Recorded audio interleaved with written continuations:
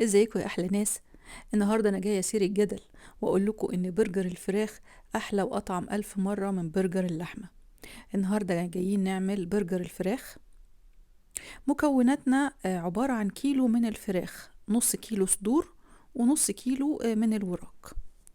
معانا ملح وبقسماط وخلطه البرجر وفلفل اسمر وبابريكا ومستردة.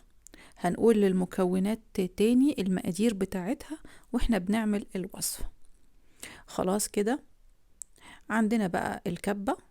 الأول هنفرم الفراخ بتاعتنا.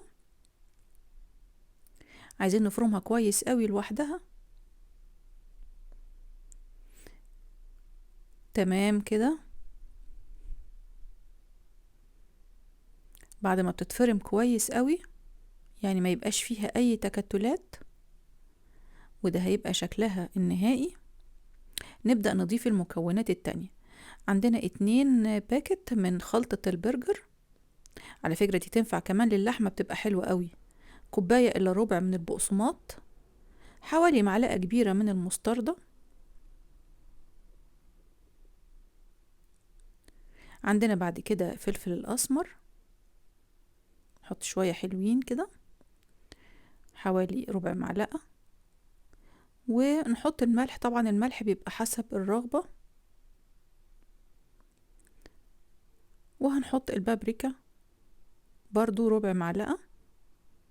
ونبدأ يعني نجمع أو نعجن المكونات دي مع بعضها بحيث انها تمتزج مع بعض. عايزه اقول لكم وانتوا بتعجنوا يعني ما تتخضوش ان الفراخ هتبقى صيصه، لانها مختلفه كتير عن اللحمه.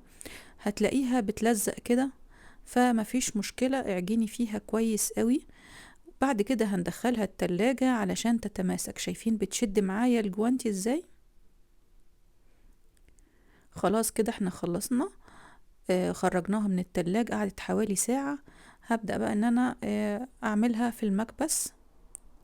بحاول اظبط ايدي كده واخد القطعة عشان تبقى مناسبة للساندوتش اللي انا حجم الساندوتش بتاعي.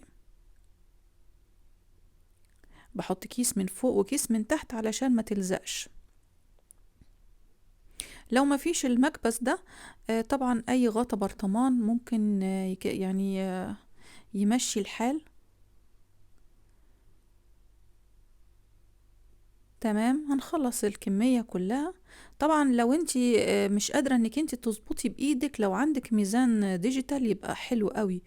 القطعة لو صغيرة تبقى 90 جرام، ولو كبيرة تبقى 120 جرام، 120 جرام او 110.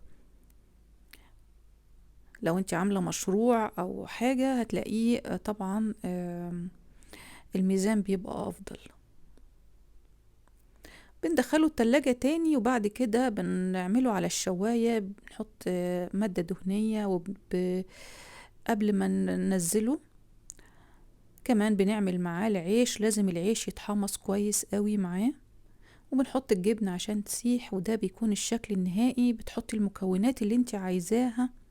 لو وصلتوا معايا الفيديو ده ياريت ما تنسونيش بلايك، وتشتركوا في القناة وتفعلوا الجرس، وتعملوا فولو على الانستجرام وعلى التيك توك. كنت معاكم نيرة سليم، مع السلامة.